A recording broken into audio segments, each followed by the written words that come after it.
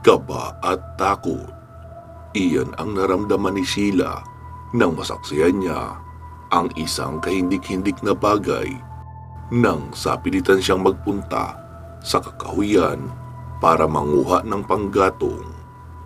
Hindi niya inaasahang makikita niya doon ang mayordoma ng isang mayamang pamilya na nakatira sa malaking bahay na bato sa gilid ng pampang. 2 buwan pa lang na naninilbihan sa pamilya si Sheila, pero kahit kailan ay hindi niya pa nakikita ang mga amo niyang mag-asawa. Tanging ang mayordoma lang ang nakakasama nila sa bahay, bagamat may mga kagamitang moderno ang kanyang mga amo. Nakasanayan pa rin nilang gumamit ng mga bagay na kadalasang ginagamit ng mga nakatira sa bundok: panggatong, sulo, gasera. Ilan lang iyan sa mga makalumang bagay na hindi kayang ihiwalay ng mga amo sa kanilang tahanan. Kung hindi lang ba siya nahihirapan para buhayin ang sarili, ay hindi siya mag-a-apply bilang kasambahay sa isang pamilyang nakatira sa lugar na malayo sa kabihasnan. Isa pa nga sa problema roon, dahil hindi rin basta-basta makakaalis, dahil maglalakad ng hindi bababa sa 2 oras bago makarating sa bahagi ng lugar na may kalsada. Ayon pa sa kwento ng ibang kasambahay, matagal na raw talaga ang bahay na iyon at pinapaniwalaang itinayo noong dekada 60. Lumang-luma na ito at mukhang pinamumbugaran na rin ng mga masasamang elemento. Iyon naman talaga ang unang nagiging impresyon sa mga taong ngayon lang nakatungtong sa ganoon kalumang bahay. 2 palapag lang ito pero matibay ang pagkakagawa. Isa sa mga terasa ay nakadungaw sa pampang, kung saan sabi pa ng mga katulong na nauna sa kanya ay dati daw naging tapunan ng mga unang Pilipino noong himagsikan. Dito na rin nailibing ang iba. Siguro matatakotin ka, Sheila, no? Kaya ayaw mong marinig ang mga sinasabi ko tungkol sa bahay na ito. Halata kasi na namumutla ka habang ikinikwento ko sa iyo ang mga nakaraan ng bahay na ito. Bulong sa kanya ni Tina na isang kasambahay sa malaking bahay na bato. Hindi naman, Tina. Medyo nakakaramdam lang talaga ako ng kilabot kapag napag-uusapan ang mga ganyan. Pero hindi naman talaga ako takot. Mas nasisindak pa ako kapag aswang ang ating pag-uusapan. Nakangiting sagot naman ni Sheila sa kasamahan. Naglakihan ang mga mata ni Tina at Danica nang marinig ang sinabi ni Sheila. Wala naman kaming sinasabing multo ang nanggagambala sa lugar na ito, Sheila. Pero dati kasi, usap-usapan na naging pribadong tagpuan ng mga kilalang tao ang bahay na ito sa isang kadahilanan. Iyon ay gumagawa sila ng mga ritual na alam nilang pwedeng maghasik ng lagim sa buong bayan. Grabe naman yan, Danica. Anong klaseng ritual ba ang ginagawa?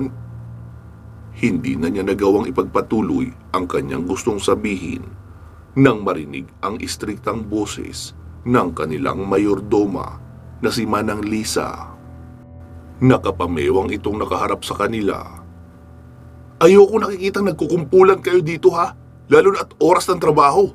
Gusto niyo bang isumbong ko kayo sa ating mga amo para matanggal na kayo sa trabaho? Nagkatinginan ang 3 dalaga, pare-parehong walang masabi dahil napahiya nang basta na lang silang nabulyawan ng mayordoma.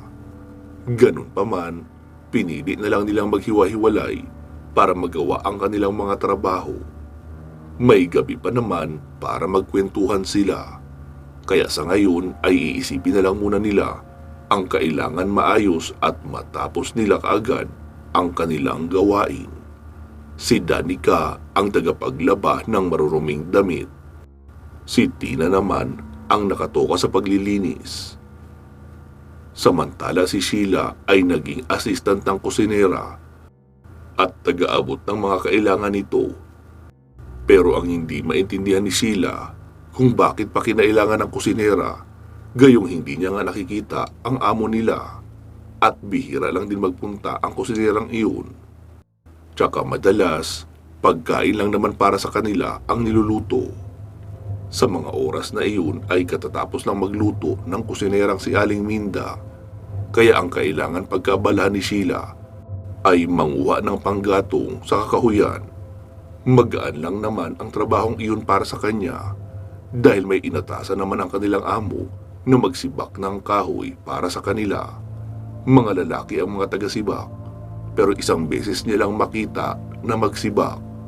Tapos sa susunod ay ibang lalaki na uli ang gagawa noong pagsisibak. Para bang pang isang araw na trabaho lang ang pagkaka-hire. Ang kailangan lang gawin ni Sheila ng mga oras na iyon ay maghakot noong mga panggatong para maipon sa kanilang lutuan. Pasado 2:00 lang iyon ng hapon, kaya masakit pa sa balat ang init ng araw. May suot naman siyang damit na may mahabang manggas, kaya hindi niya gaanong maramdaman ang sikat ng araw. Ilang metro lang din naman ang layo ng imbakan ng mga panggatong, kaya hindi na siya gaanong mahihirapan sa paghahakot nito pabalik sa malaking bahay. Kadarating lang niya, kaya saglit siyang nagpahinga.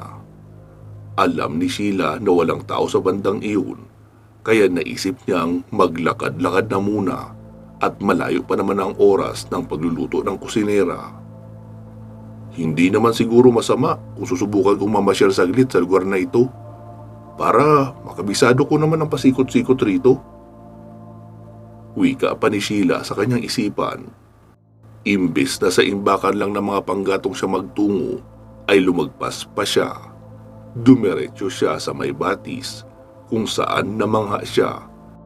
Sa nakikitang linaw ng tubig na tila ba inaanyayahan siyang magtampisaw. Hindi niya maiwasang mamangha sa nakikitang kagandahan ng kalikasan.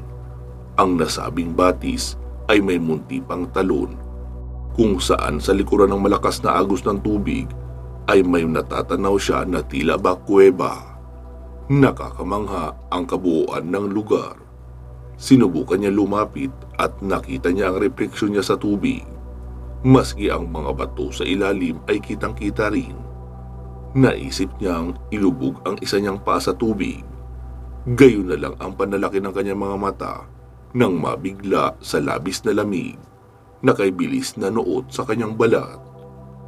Grabe, ang lamig pala ng tubig rito. Wika niya pa sa sarili nang bigla siyang magulat. Sino may sabi sa iyong pwede kang pumunta sa lugar na ito, ha? Sigaw pa ng isang malakas na boses. Nagulantang si Sheila nang makita ang mabagsik na anyo ng kanilang mayordoma. Sa pagkakataong iyon ay hindi nito nagustuhan ang ginawa niyang pagpunta sa batis. Humingi ng pasensya si Sheila at umatras na. Kahit nakakaakit ang tubig ay alam niyang kailangan niyang pigilan ang sarili na magtampisaw. Baka lang mapahamak siya sa ginagawa niya. Kakaiba pa naman ang kanilang mayordoma. Pailalim kong tumitig na parabang palaging may binabalak na masama. Nagpasya na lang siya bumalik sa kakahuyan para muling manguha ng panggatong na kailangan niyang dalhin sa kusina. Kahit iniwan niya na ang mayordoma, hindi pa rin mawaglit sa isipan niya na ano kaya ang gagawin nito doon at bakit parang gusto siyang ipagtabuyan nang sa gayon ay hindi na siya bumalik pa. Nadala ni Sheila ang alalahaning iyon hanggang sa sumapit ang gabi na kailangan na nilang magpahinga. Nahirapan nga siya makatulog dahil tila bumabalik sa kanyang isipan ang nakakatakot na itsura ng mayordoma habang sinisigawan siya nito. Kinabukasan, pagkatapos mananghalian, ay magkakasama lang sila ni Danica at Tina sa kwarto at magkakatabi sa malaking kama. Narinig niyang abala sa pagkikwentuhan ang dalawa na wala namang ibang topic kundi kung gaano kasungit ang kanilang mayordoma at kailangan talaga na maging kontrabida sa bawat galaw at ginagawa nila. Hindi nakatiis si Sheila at sumabat na siya sa usapan. Ikinuwento niya rin kung gaano kagalit sa kanya ang ginang Nang maabutan siya nito na maglublob ng paa sa batis, nagkatinginan sina Danica at Tina. Maya-maya lang nagsalita si Tina. Sabi nito ay siya man ay nakarating din sa batis na iyon. Kaso lang, napagalitan din siya ni Manang Lisa. Dahil sa taglay niya daw na pagkakuryoso, naisip niyang palihim na matyagan ang mayordoma. Ayon pa kay Tina, minsan daw ay sinundan niya ang mayordoma papunta doon sa bahagi ng batis at nakita niyang may bato itong binago ng posisyon sa kinalalagyan. Labis siyang namangha nang makitang nahawi ang tubig sa gilid na bahagi ng talon at tumambad ang bungad ng isang kuweba. Buong akala niya ay normal lang na kuweba iyon at baka pinagpapahingahan ng mayordoma kapag napapadpad ito doon. Ngunit nagkamali daw si Tina. Sinundan daw niya hanggang loob ang mayordomang si Manang Lisa. Bumungad sa kanya ang napakaraming pinto na gawa sa matibay na kahoy. Ang mga ito ay nakapinid pero wala namang palatandaan na nakalak. Ibig sabihin ay may bahay sa loob ng kuweba. Umaasa siyang sa ibang pinto pumasok si Manang Lisa at basta na lang niyang itinulak ang isa sa mga pintuan sa kanyang gawing kanan. Dito tumambad sa kanya ang isang silid at naroon ang isang bagay na hindi niya akalaing mayroon sa lugar na iyon. May nakita daw siyang isang malaking kama roon. Gumapang raw ang kilabot sa kanyang buong katawan nang mapagtantong may mga nakahiga roon. Isang babae at isang lalaki. Mukhang mga bagong kasal dahil nakasuot ng gown at naka-formal pa ang lalaki. Ang mas nakakatakot pa raw dahil parang hindi gumagalaw ang mga iyon at medyo nagsisimula ng mga amoy ang katawan, kaya sa hinuha niya, bangkay na ang mag-asawang naroon. Talaga? Anong sumunod na nangyari, Tina? Tanong pa ni Sheila habang sapu ang dibdib sa labis na pananabik sa kasunod na detalye. Napatakbo ako papalabas at hindi ako nahuli ni Manang Lisa. Nagtago muna ako noon sa kakahuyan at inabangan kung nasundan niya ba ako. Pero hindi naman siya sumunod, kaya ipinagpatuloy ko na lang ang paglalakad papauwi dito sa bahay. Hindi niya yata napansin na may ibang taong pumasok sa kuweba. Pero malakas ang hinuha ko na hindi lang isang simpleng tao si Manang Lisa. Sa tingin ko, isa siyang mangkukulam. Nanlaki ang mga mata ni Sheila at Danica nang marinig ang huling tinura ni Tina.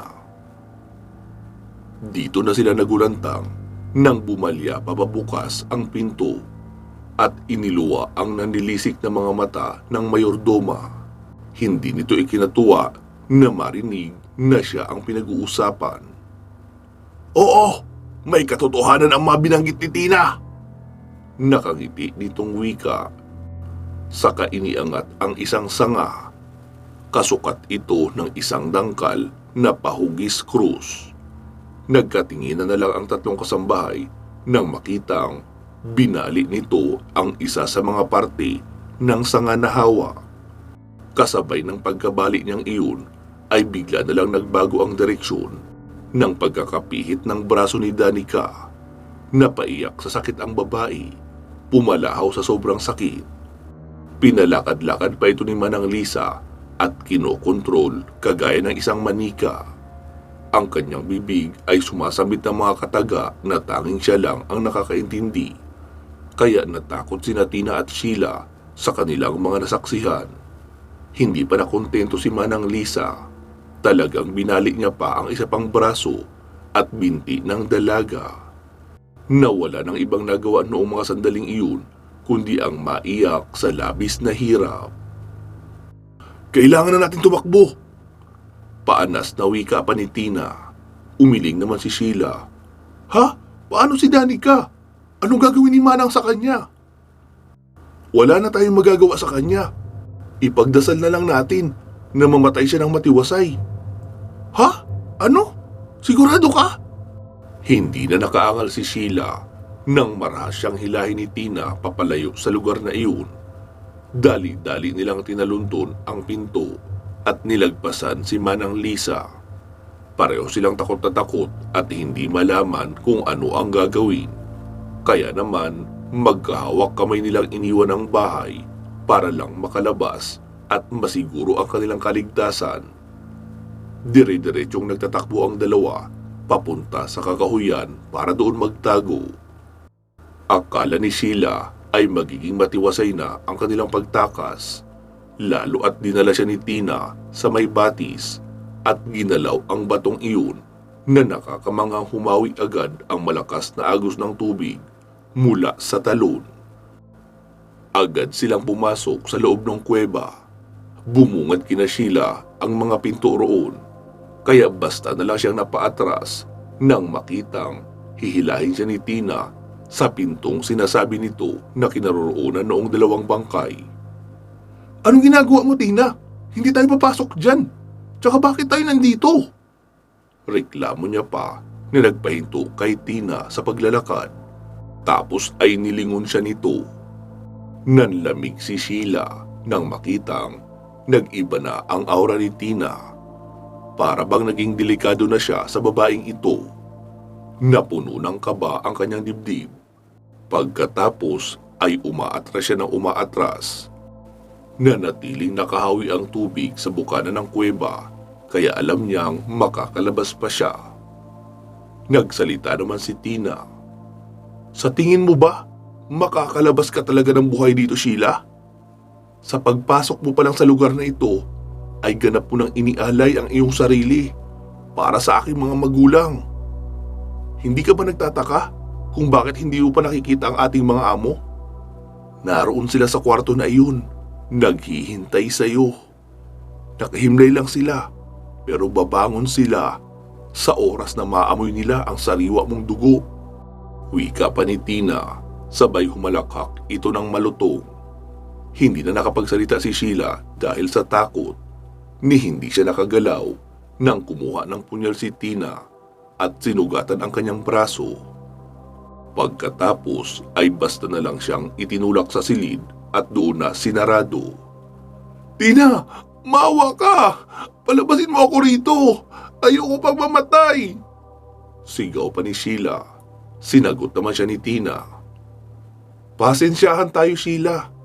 Gaano man ako naaawa sa iyo, ay kailangan ko rin naman kasing buhayin ang mga magulang ko.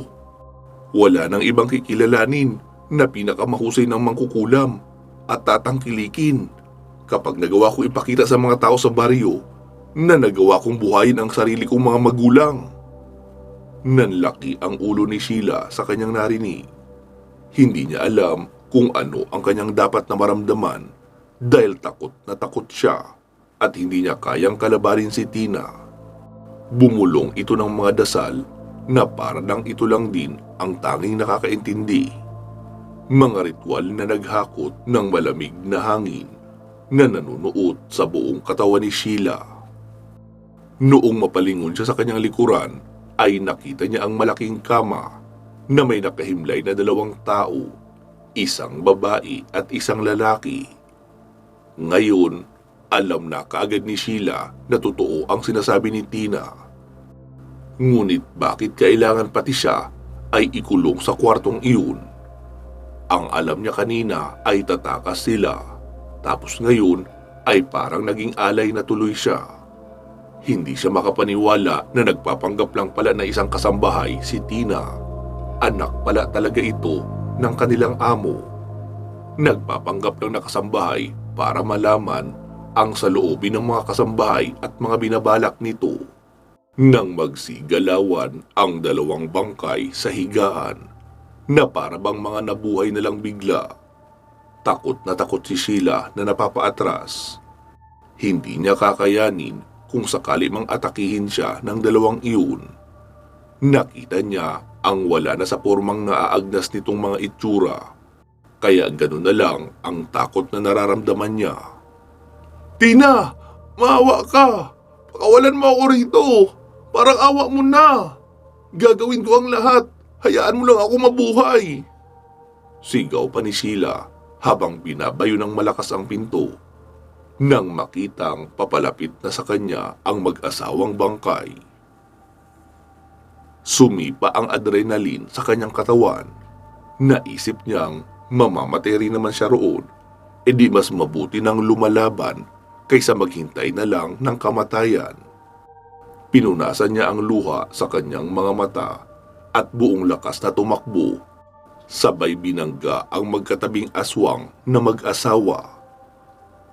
Dahil sa hindi pa kumpleto ang kinakailangang dami ng taong maialay para mabuhay ang mga iyon, kaya hindi pa gaanong malakas, ni hindi pa nga nakakakita ang mga mata dahil tuyo pa. Pagkabangga niya sa dalawang iyon, ay sabay iyong tumalsik at pumalo ang ulo sa bato. Nabiyak iyon. Parehong kumikisay sa sahig ang mag-asawang aswang, pero hindi na makabangon. Umuungol na lang. Laking pasalamat ni Sheila na gumana ang ginawa niya. Pinagmamasdan niya lang ang mag-asawang nasa sahig. Inaabangan niya kung babangon pa ba ang mga ito, pero hindi na. Nanatili lang na kumikisay sa sahig. Pinalipas niya ang kalating oras ng paghihintay kung papasok ba si Tina sa loob ng silid na iyon.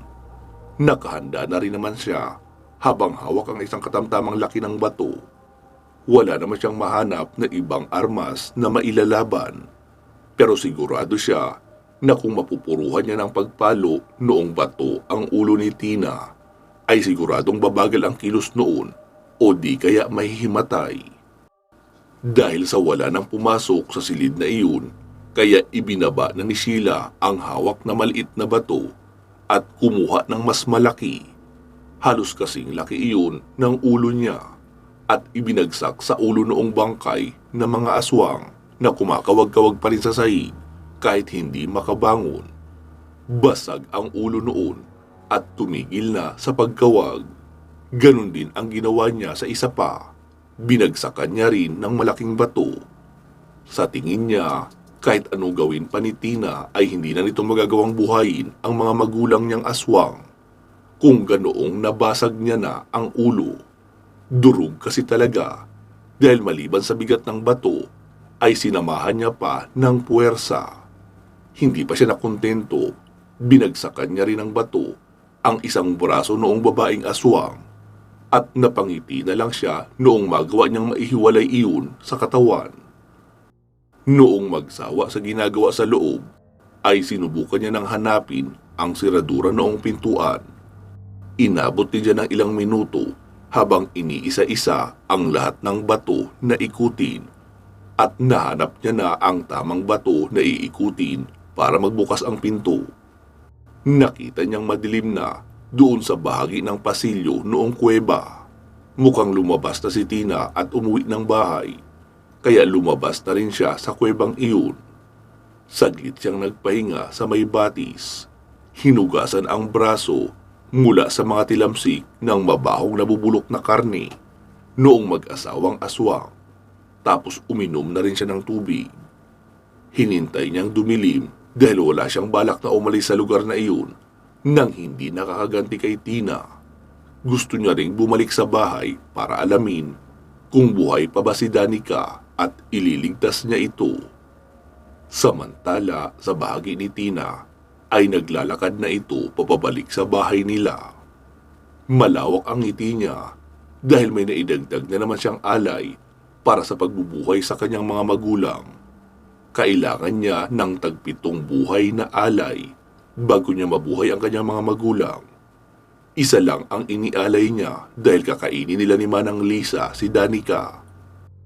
Matagal na silang hindi nakakakain ng sariwa. Lalo at may usap-usapan ang mga taga-bayan tungkol sa kanila. Kaya tuloy, bihira ang magpunta roon upang mag-apply ng trabaho. Kahit pa malaki ang offer nila na sahod, wala naman kasing problema. Kahit 10,000 pa ang i-offer nilang sahod, hindi rin naman nila ibibigay dahil lahat ng tinanggap nilang kasambahay ay kung hindi inialay nila sa kanyang mga magulang, ay kinatay naman nila bilang pagkain. Paparating pa lang siya sa bahay ay nakikita niya na si Manang Lisa naabala sa pagtatadtad ng katawan ni Danica. Sa isang lamesa na nasa labas ng bahay, may kumukulong tubig sa kawa at nakahanda na rin ang mga pangsangkap. "Ang bilis mo naman makabalik, senyorita!" Wika pa ng mayordoma sa kanya. "Oo, sinigurado ko munang makain nila mami si Sheila bago ako umalis. Kailangan marami pa tayong makuhang iaalay para sa kanila nang maging matagumpay ang gagawin nating pagbuhay sa kanila." Sumagot naman ang matanda. "Huwag kang mag-alala, senyorita. Papasaan ba at may maliligaw uli rito? Sa makalawa, magpapaskil ako uli ng wanted housemaid sa bayan para may maialay uli tayo sa susunod na linggo. Ikaw naman, senyorita, ay kumain ka na muna. Ibinukod ko ang puso at atay ni Danica para sa iyo." "Talaga, manang? Salamat po, ha?" Nakangiting wika pa ng dalaga sa kanilang pinagkakatiwalaang mayordoma. Lihim lamang ang kanilang pagiging aswang, ngunit dahil sa iilang taga-baryo na minsang naligaw sa kanilang tahanan, natuklasan ng mga ito ang lagim sa tunay nilang pagkatao. Ang mga magulang ni Tina talaga ang orihinal na aswang na napatay sa isang engkwentro nito sa mga taga-baryo. Ang kanyang ina ay may mataas na kaalaman sa pagiging mangkukulam, kaya naman na rin ito ni Tina maliban pa sa pagiging aswang.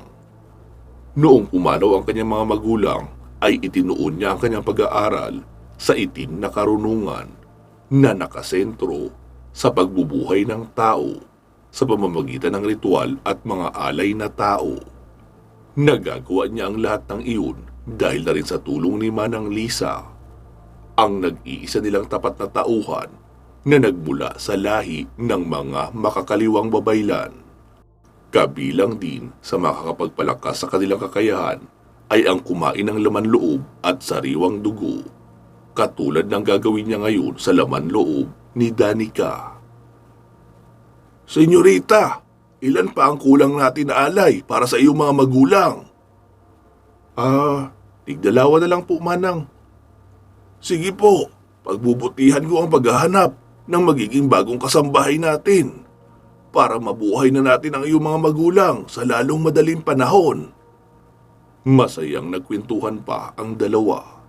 Samantala sa bahagi naman ni Sheila, ay naglakad-lakad muna ito sa tabing ilog at naghanap ng kawayang bagakay. Alam niyang iyon ang pinakamabisang pamatay sa aswang. Mas mabisa pa kaysa sa pangkaraniwang itak. Hanggang sa may matagpuan nga siya. Bumali siya at gumamit ng matalim na bato na kanyang ipinampukpok para makagawa ng 2 piraso. Alam niya ang paikot ng bahay ng amo at alam niya rin kung saan siya pwedeng dumaan para makapasok. Naalala niya na may itak na naroon nakalagay sa imbakan ng panggatong.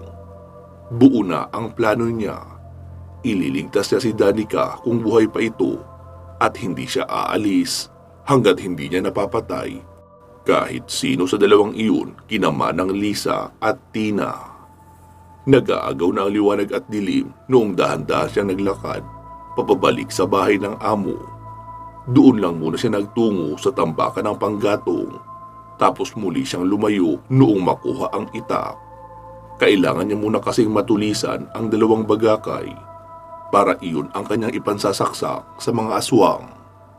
Matapos mapatulisan ang 2 bagakay na kawayan, ay kumain muna siya noong nakita niyang hinog na bayabas. Nagugutom na rin kasi siya. Bumalik rin siya sa batis para uminom ng tubig. Pagkalubog ng araw ay naroon na siya sa hindi kalayuan sa bahay ng amo. Tahimik ang paligid, wala ring lampara sa may kusina, pero makikitang may liwanag sa kwarto sa itaas dahil nakabukas naman ang bintana. Kinuha niya ang isang lampara sa kusina at nakita niyang halos puno pa iyon ng gas. Ibinuhos niya iyon sa kusina, pati na sa dingding ng bahay sa kasilindihan. Makalipas ang ilang minuto ay lumaki na ang apoy at nasusunog na ang buong dirty kitchen. Mula sa itaas ay napasigaw naman si Tina. Manang Lisa, ang kusina natin nasusunog! Pagkarinig ng mayordoma ay dali-dali itong lumabas ng silid at nagtungo sa kusina. Nakahiwalay kasi ang dirty kitchen, pero 1 metro lang din naman ang distansya mula sa kanilang bahay. Kaya nadamay na rin ang dingding ng kusina sa pagkasunog. Naroon lang nakatayo sa may gilid si Sheila. Narinig niyang napasigaw ng malakas ang mayordoma noong lumabas ito ng pinto. Naku, senyorita! Napakalaki na ng apoy! Sigurado naman akong pinatay ko lahat ng baga kanina sa lutuan bago ako umakyat. Binuhusan ko pa nga ng tubig. Mahabang litaniya pa ng matanda habang nakatingala sa bubungan ng nasusunog na dirty kitchen. Nang biglang may tumarak na matalas na bagay sa kanyang liig. Sinubukan niya pa iyong bunutin pero may kamay na nakahawak at patuloy sa pagdiin papabaon. Habang nakakapit naman sa kanyang katawan ang isa pang kamay ng kung sino man ang sumaksak sa kanya mula sa likuran. Masaganang sumirit ang dugo sa liig ng matanda hanggang sa unti-unti iyong napalugmok sa lupa. Pero hindi pa iyon namatay. Noong mapatihaya sa lupa ay doon niya palang nakita na si Sheila ang sumaksak sa kanya. Nakalagay ang hintuturo sa gitna ng labi nito na parang sinasabing huwag siyang maingay. Dilat ang mga mata noong matandang mayordoma noong bawian ito ng buhay. Hinila pa ito ni Sheila at idinikit sa nagliliyab na dingding ng kusina. Manang, nasaan ka? Sigaw pa ni Tina mula sa loob. Agad kumubli sa gilid si Sheila. Diyos ko po, Manang! Anong nangyari sa iyo? Bakit ka nasunog? Tanong pa noon. Pero mukhang nakahalata agad na may pumatay rito dahil nakita noon ang nakatarak na bagakay sa gilid ng leeg. Mabilis kumilos si Sheila sabay saksak ng itak kay Tina mula sa likuran. Malalim ang pagkakabaon noon. Pero dahil sa hindi naman iyon bagakay, kaya nagawa pa ni Tina na lumingon sa likuran at siniko siya. Tinamaan si Sheila sa ilong, kaya saglit na nagdilim ang paningin niya at napaatras. Hayop ka! Bakit mo pinatay si Manang Lisa? Sigaw pa ni Tina. Sumagot naman si Sheila. Mas hayop ka! Dahil inialay mo ako sa mga bangkay mong magulang para buhayin sila. Naglumiyab sa galit si Tina noong muling mapalingon sa wala ng buhay na si Manang Lisa. Dinaluhong noon si Sheila at tinalunan. Natumba sa lupa si Sheila at nagpambuno silang dalawa. Sinasakal ni Tina si Sheila. Pero patuloy naman sa panlalaban ang dalaga. Noong mahawi ang isang kamay, ay sinapak niya iyon sa pisngi. Pero tila hindi iyon tinablan. Huwag ka nang manlaban, Sheila, dahil ito na ang katapusan mo. Bukas na bukas ay pupunta ako sa bayan. Kukuha ako ng mga magiging alay para mabuhay na ang aking mga magulang. Sumagot naman si Sheila habang nakangiti. Sige, buhayin mo sila kung kaya mo. Kung kaya mong bumuhay ng bangkay na durug-durug na ang mga buto, pati katawan. Siya nga pala, pinutulan ko rin ng kamay ang mami mo. Ganti ko iyon sa ginawa ni Manang Lisa kay Danica. Biglang nanggigil si Tina sa narinig ng mga sinabi ni Sheila at isang malakas na suntok ang ibinigay kay Sheila. Noong muling bumuelo ay nagawa itong mahawi ni Sheila at nalaglag sa pagkakaibabaw sa kanya. Kaya nagawa ni Sheila na madukot ang pinaturisang bagakay na isinuksok niya sa likuran. Noong muling pagbaling sa kanya ni Tina, ay buong puwersa niyang isinaksak ang bagakay sa dibdib nito. Pinigilan pa iyon ni Tina pero hindi na ganun kalakas. Kaya patuloy na sa pagdiin si Sheila hanggang sa makatayo. Kaya ginamit niya na ang buong bigat at idiniin ang bagakay hanggang sa bumaon ng todo sa kaliwang dibdib ni Tina at tumagos pa sa puso. At binawian na ng buhay ang dalagang aswang. Hinila na rin iyon ni Sheila at inilapit sa nagliliyab na dingding ng kusina. Dali-dali siyang pumasok at umakyat upang hanapin si Danica pero hindi niya makita. Hanggang sa mapansin niya ang isang malaking kaldero sa lamesa. Hindi niya alam kung bakit masama ang kutob niya sa laman ng kalderong iyon. Dahan-dahan siyang lumapit at binuksan niya iyon. Halos mahimatay siya noong makitang naroon ang ulo ni Danica kasama ang iba pang laman na mukhang napakuluan na. Napatulo na lang ang luha ni Sheila sa nakita. Kumuha pa siya ng mga kahoy na may baga at apoy ang dulo, saka inihagi sa sala ng bahay para magliyab na rin iyon. Noong makitang pati ang loob ay nagliliyab na rin, ay saka pa lang siya umalis ng bahay na iyon. Nakakuha naman siya ng bag na pinaglagyan niya ng kanyang damit, sapatos at pera sa kwarto ni Tina. Para sa kanya, hindi iyon nakaw, kundi kabayaran sa 2 buwan niyang pagtatrabaho. Hindi pa rin kasi siya nasasahuran. May nahanap din siyang flashlight kaya kahit madilim ang gabi, ay maayos siyang nakapaglakad paibaba sa bayan. Doon na muna siya naghanap ng makakainan at silid na matutulugan. Kinabukasan ay sumakay siya ng bus papuntang Maynila. Wala naman siyang kamag-anak o pamilyang uuwian, kaya balak niyang sa Maynila na maghanap ng trabaho at ipinagdarasal na sana hindi na siya makatagpo ng amo na katulad ng kanyang napasukan na mga aswang pala. Wakas. Maraming salamat po sa inyong pakikinig. Mag-iingat po kayo palagi at hanggang sa muli.